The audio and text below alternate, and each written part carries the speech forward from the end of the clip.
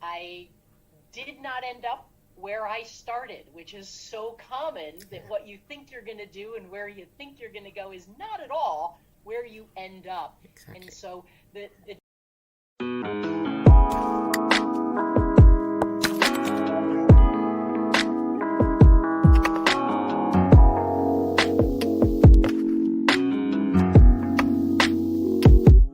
Don't overthink everything. Welcome to another inspiring episode of Podcast with Sheila, the podcast that is spreading positivity around the world by sharing inspiring life experiences. Today's guest, Robin Sachs, helps smart people get out of their own way so they can show up with real confidence, stress less, and accomplish more, regardless of the situation. She will be sharing with us personal life experiences of what it took to get to where she is today. Hello, Robin, and welcome to Podcast with Sheila. Hi, Sheila. Thanks for the invite to share with your audience. It's a privilege to host you on our platform today. In brief, who is Robin? Where does she come from? Stuff like that before we set the ball rolling. All right. So geographically speaking, Robin comes from Cleveland, Ohio, in the United States. I've lived in a few different states, but Cleveland is definitely home for most of my life.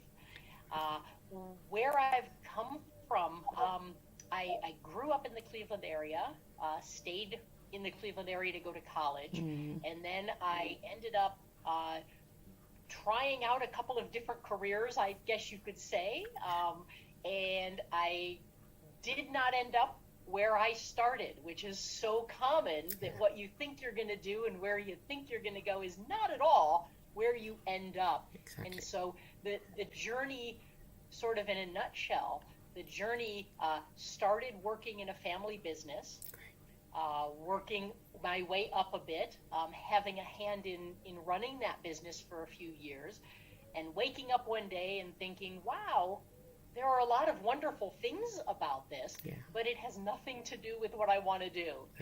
What is it that I want to do? And so I went into a couple of different careers. I tried some things out, and what I ended up learning, which brought me to what I do today, what I've done for quite a number of years now, was I realized that, one, if you're not enjoying what you're doing, you can go find something else.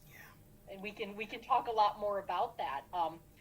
And also, I've found that when you're doing stuff that is making you happy, or that you're being fulfilled in some way, or that there are things you do like about it, that doesn't mean you need to keep doing that forever.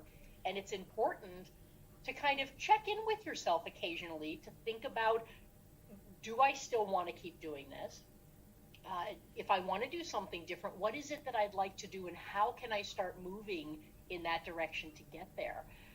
One of the things that really was instrumental in me doing what I do today as a confidence coach and a self-talk coach is I was in the television news industry for a number of years. And amazing experience, met phenomenal people from all over the world, but the negativity of the news industry, especially here in the States, was from a value standpoint really rubbing me the wrong way. And so one of the things that I would talk to people about, just sort of in conversation, is, the news always tells you what's going wrong, but they don't give you the other side of the story and also tell you what's going right. They only tell you half the story, and if you yourself don't remind yourself there's another half of the story that is quite positive. It's not always people, doing bad things. There are people doing amazingly good things. It's not just people, not being kind to one another. People are unbelievably kind to one another. Balance that out. Make sure you have the whole story, because it's easy to get caught up in that negative thinking, and you're surrounded by it, right? We're surrounded by it in mass media and things like that. It's so easy to just think that things are just really always bad. And so it became a passion of mine when I left that news industry to really help people, both for themselves and for other people, make sure you see both sides of the story. Exactly. Because if you're only telling yourself about what you don't do well and what you have to stay in, even if it's not the best job or the best situation, I want people to know that, no, there's another side to that story, and just make sure you're giving yourself both sides so that you can be in a place of choice often. You can make a decision. You can feel maybe not as stuck because you can do something about it. So how do you empower yourself? And so much of that starts right here. Exactly. It's not outside of us. So much starts right here. Wow, as you were talking, a number of things came up. I didn't have this as part of the questions today, but it came up, and I feel like I should put it across, and let's get your view on it as well. What or how can somebody who is expecting to be successful in a particular area, the person is putting in a lot of effort.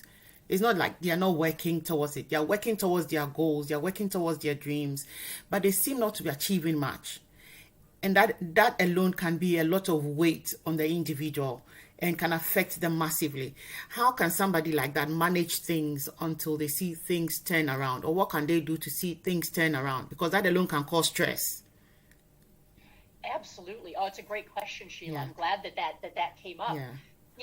The first thing that I always think about with a question like that is, if there's something I'm saying I want to do or want to accomplish or a goal I want to reach, the first thing I always want to make sure is, do I want to accomplish that goal for me, or is there someone else or something else that makes me want to accomplish that goal?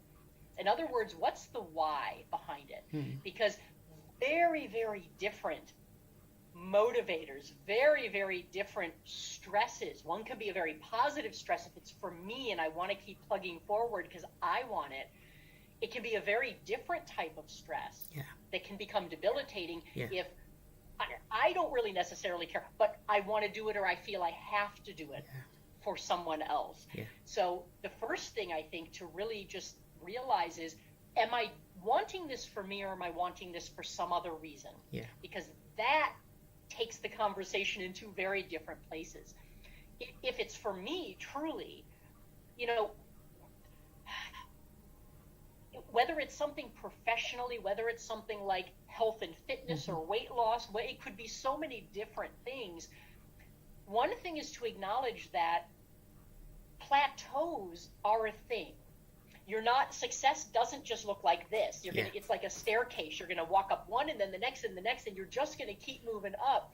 Success looks like this. You take a couple steps up and then you're going to take one back. And then you take 3 up and then you're going to take 2 back. And over time, you're going to go way up if you keep going. But with those little setbacks, a lot of times, again, it's so easy to get in our heads and go, this is never going to work, or I'm never going to get there.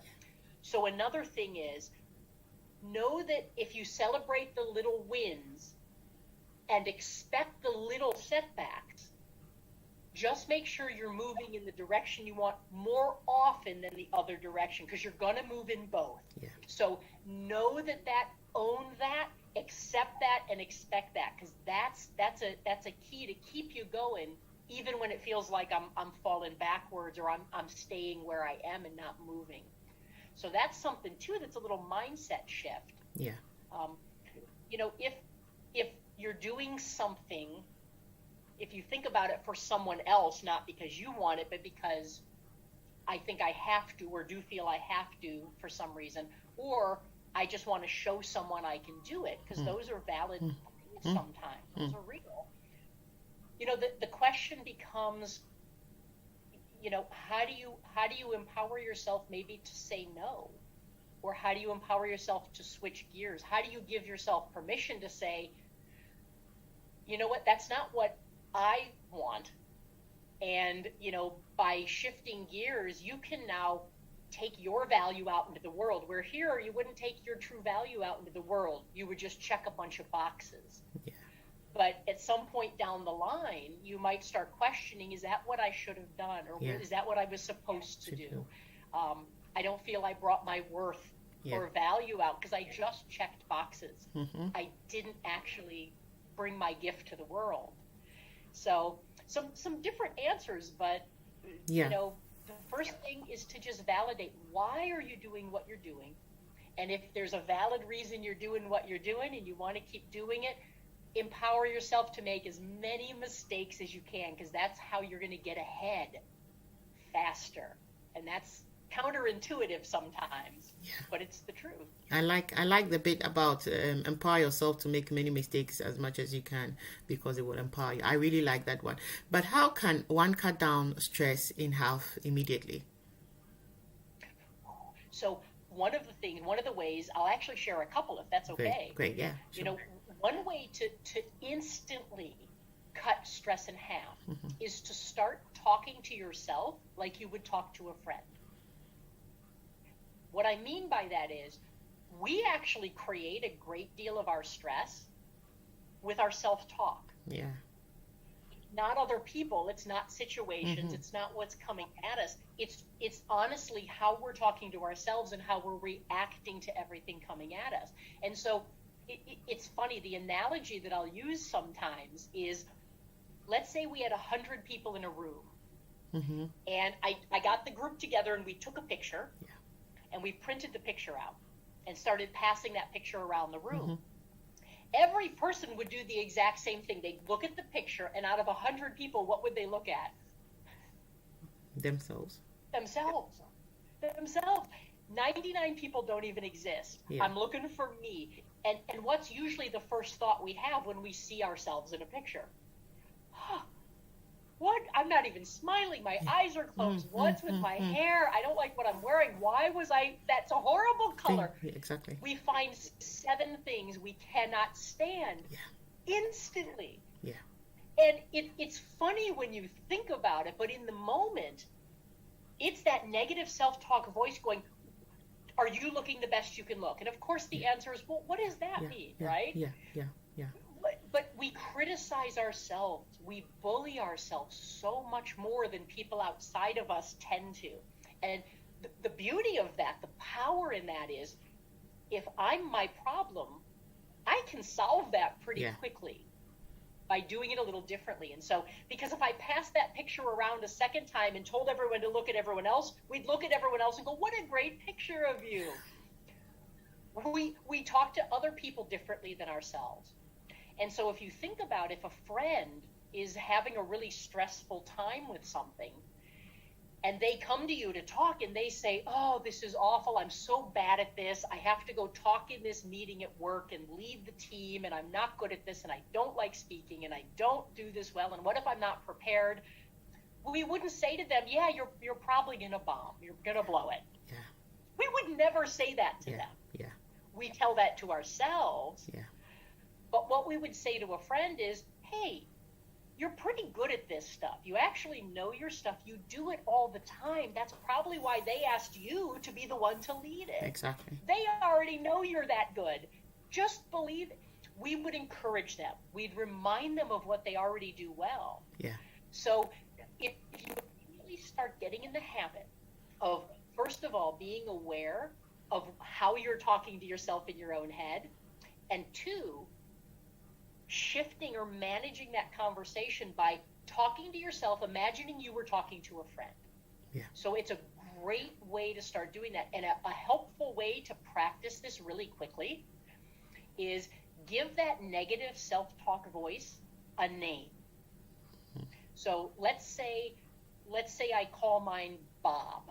Okay. So let's say that when I hear that negative self-talk voice, oh, Robin, you're not going to do well in this interview. That's you. What if she asks you questions you don't know or can't answer? Yeah.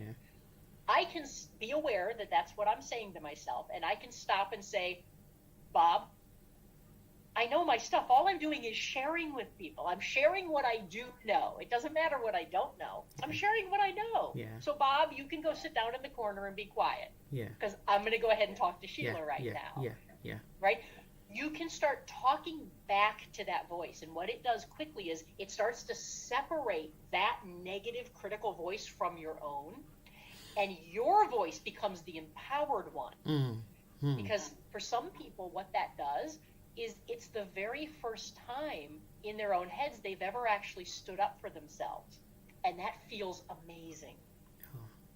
So a couple of quick ways that you can start shifting that self-talk, which brings your confidence levels up and brings your stress levels down at the same time pretty quickly. It's really empowering. It's amazing. Wow. I was going to be asking you, how can one learn to shift self-talk, body language, and mental game to exude more confidence? But I think you've summed it up in this particular question. Unless there is more you want to add to it, then we'll move on to another question. Wow, you know what, Sheila, that's dangerous to ask me that, because I could talk about this stuff for days. So why don't we move on, and that way we can cover some more things. Okay, let's throw more light on some of the things that can get in the way of one's self-confidence.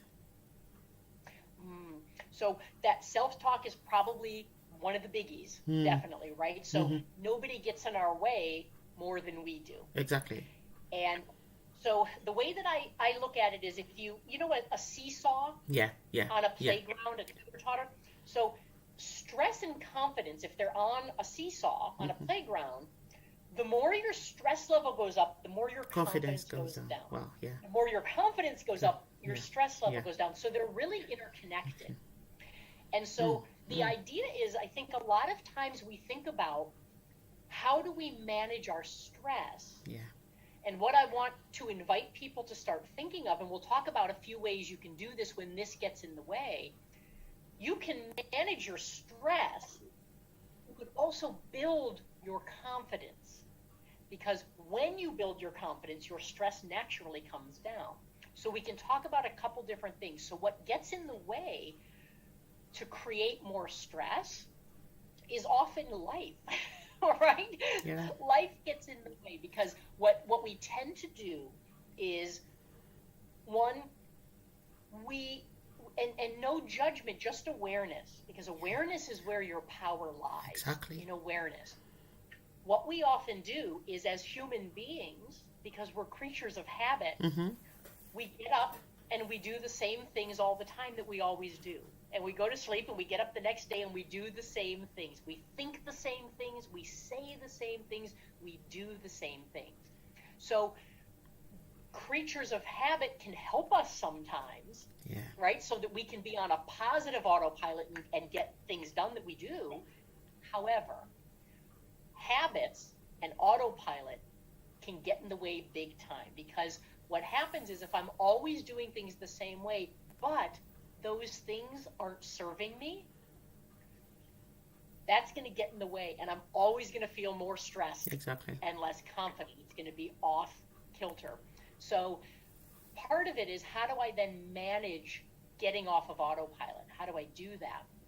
So the first thing is, I've got to, again, start being aware. I've got to start paying attention.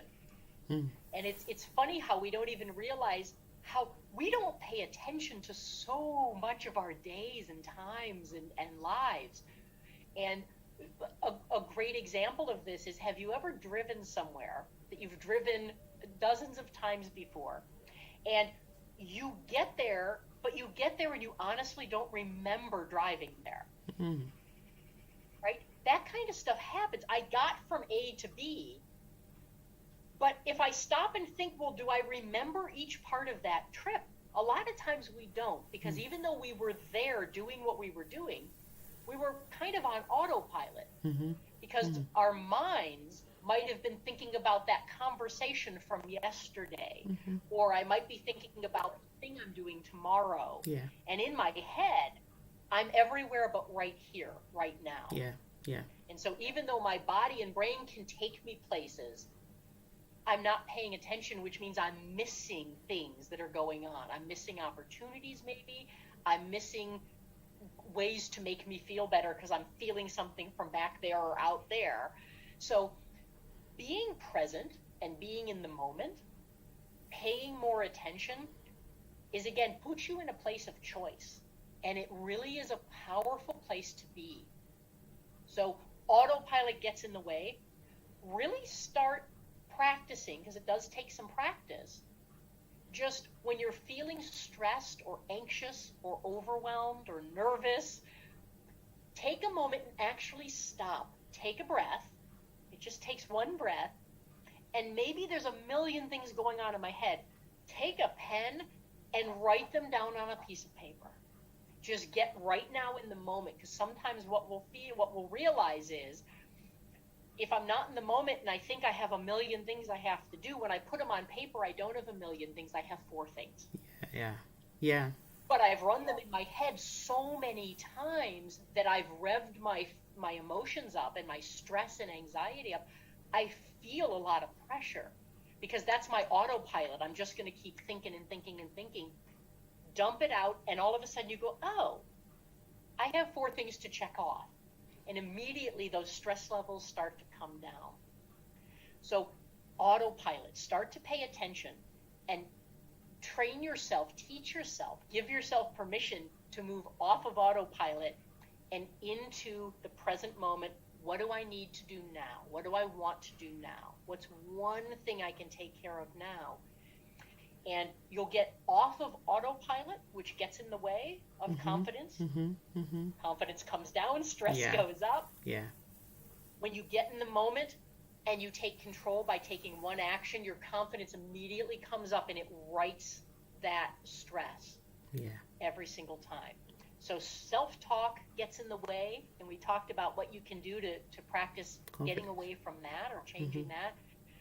Autopilot, get in that present moment and take one action, just one. Because action, every time you take action, you build confidence. Yeah.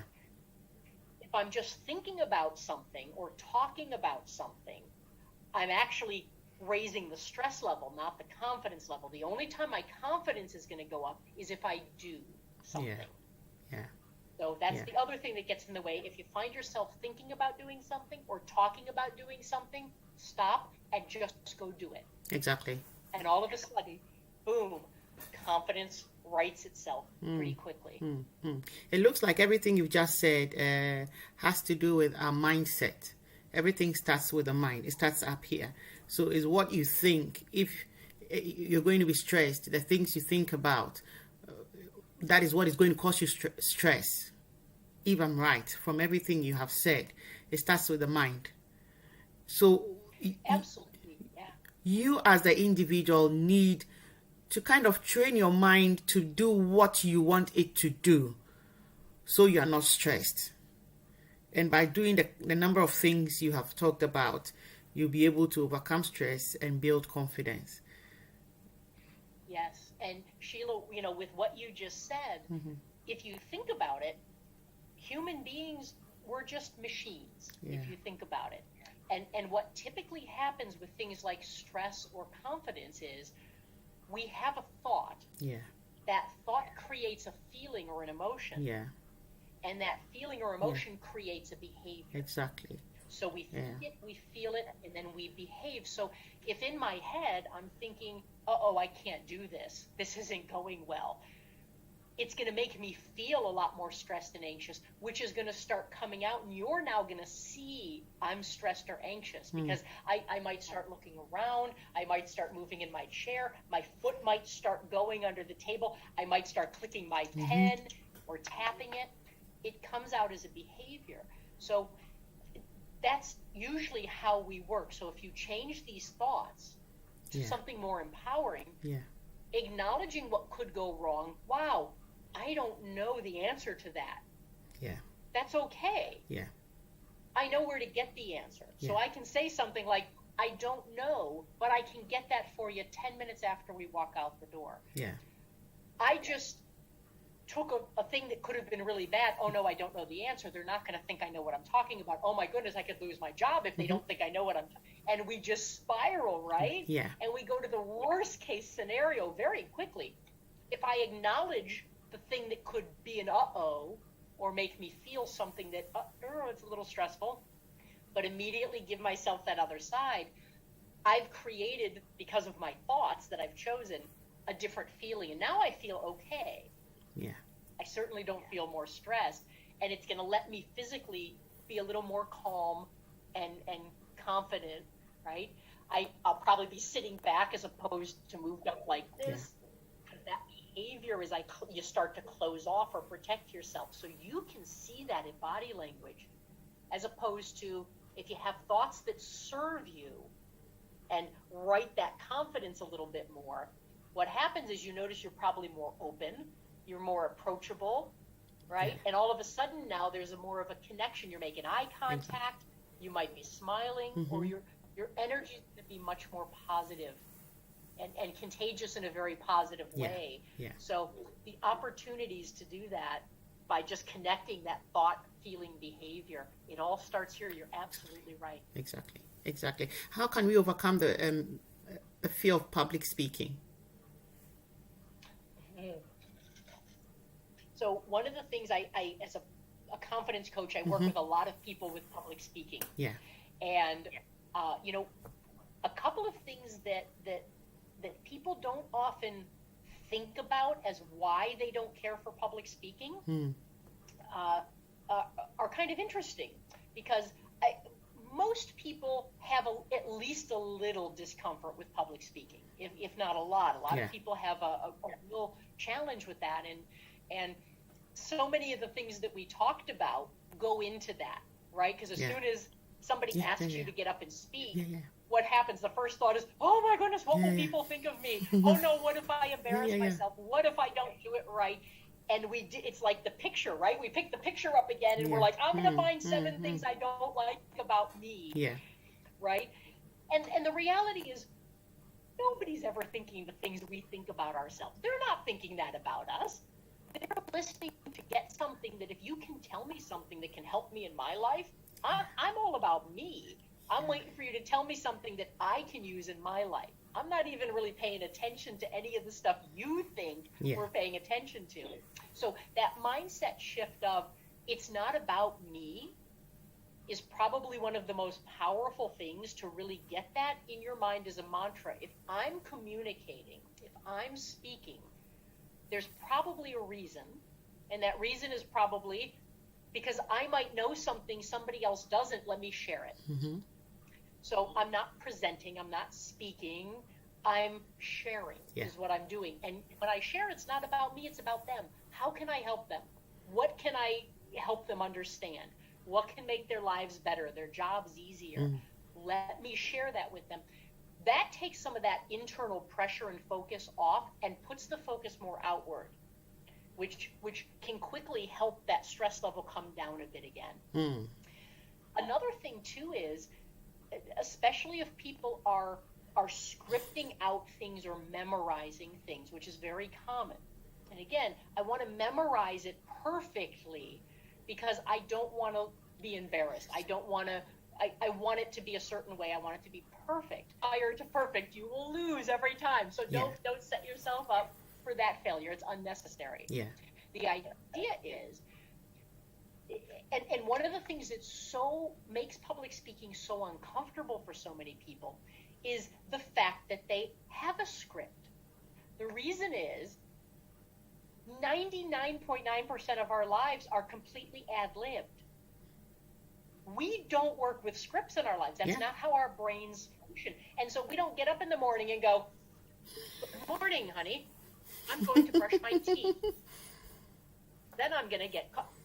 We are 100% off script in life. And so one of the things that makes public speaking so uncomfortable for so many people is that they try and go to a script. And the danger in that is, one, your brain's going, wait, what? Just talk. Just have a conversation. You know this stuff. Just put some bullet points or trigger points down and talk about it so you know where you're going next and next and next. You do it every day, but we don't think about it that way. So that's one of the biggest things is, you know, don't ever give another presentation in your life if you have to do that. Nothing's a presentation. Everything's a conversation. And you have those all day long. You're really good at that. And if someone's asked you to speak to anybody, they're not going to waste their time having you talk about something that person already knows. Nobody's going to waste their time. They're going to ask you to speak because you know something they don't, and it might help them.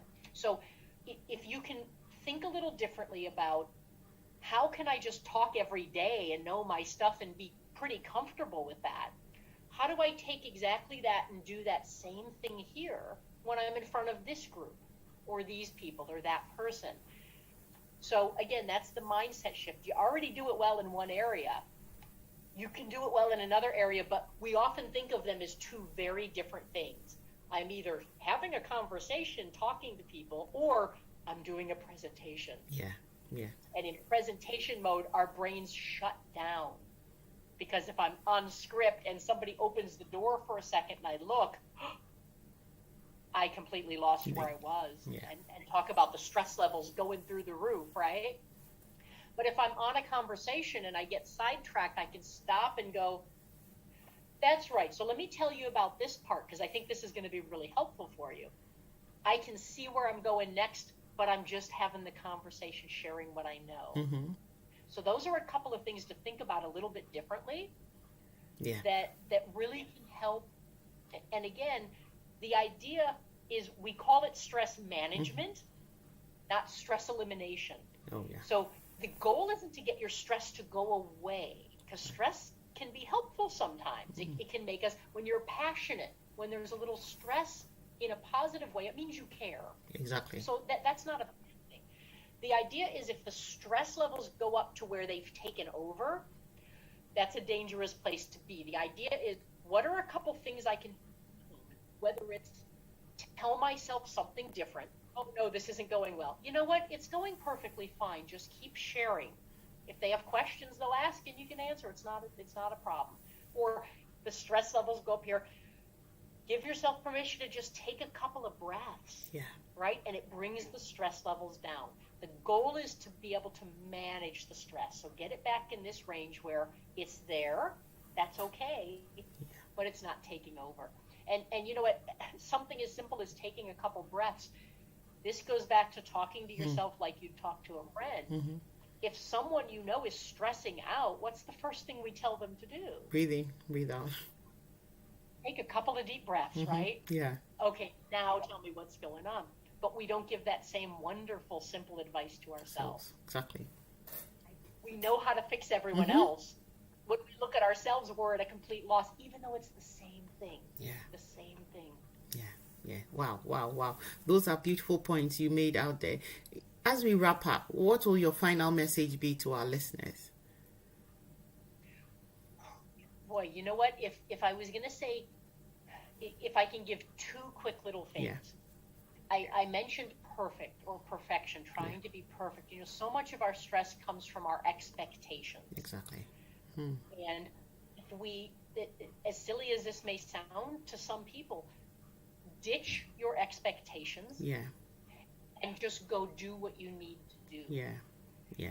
Because what happens is a lot of times with expectations, we're painting a picture of perfect. Yeah. And if we don't meet that picture or that expectation, the feeling is I've failed, or I could have or should have done more. Exactly. I should have been better. The reality is the goal is never perfection. The goal is progress. Right? If my expectation was here and I got to here, I want to focus on, look how far I came. Wow. And if I keep going, I'm going to keep getting better and better. Exactly. But if I did all this work and I missed this by that much, if I focus here, boy, do you do yourself a disservice. So celebrate the wins.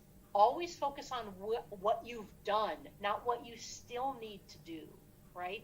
If you're looking forward going, I still have such a far way to go, stop and turn around and look backwards and look how far I've come. I did all of that. Exactly. Yeah. That, again, is a way to immediately bring that confidence up, ditch that stress a little bit farther down. Yeah. So that's an absolute key. And the only thing, that I would say is, whether it's, with your family, whether it's in a work situation, for example, in a work situation, everybody above you already believes in you, or you wouldn't be in the position you're in. Yeah. The key is find the people who already believe in you and believe them. Yeah. If that's family members who tell you you're really good at this, or you're always the go-to person for us for this, don't say, oh, it's not a big deal. Own that. What you do well and that other people value you for, and believe in you for, you need to start valuing yourself for that, and you need to start believing in yourself for that.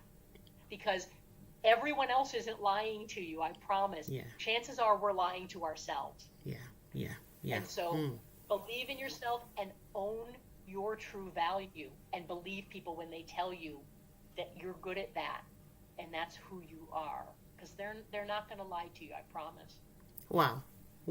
We've shared a lot of things, so many things. I believe that in this time and this age, there's a lot of stress being thrown out there. Stress here and there. Everyone is going through some form of stress. So I believe that the little we've shared on this episode today is going to make a lot of impact to anybody who will be privileged to chance on this episode and will have the opportunity to listen to it. We would like to say a massive thank you, Robin, for coming on Podcast with Sheila today. Oh, my pleasure again, Sheila. Thank you so much for the opportunity to share with your listeners. Great. If you've been listening in, this has been Season 2, Episode 57 of a podcast series where we've been bringing seasoned guests with inspiring real-life stories to share with us. Do not miss out on all these lovely experiences. Subscribe and be notified when a new episode is released. We have a video presentation of this episode on our YouTube channel. Just search for Podcast with Sheila on YouTube and you'd find us. Prayer for you this week is that you rise above all obstacles in life. Until we meet again, have a great day.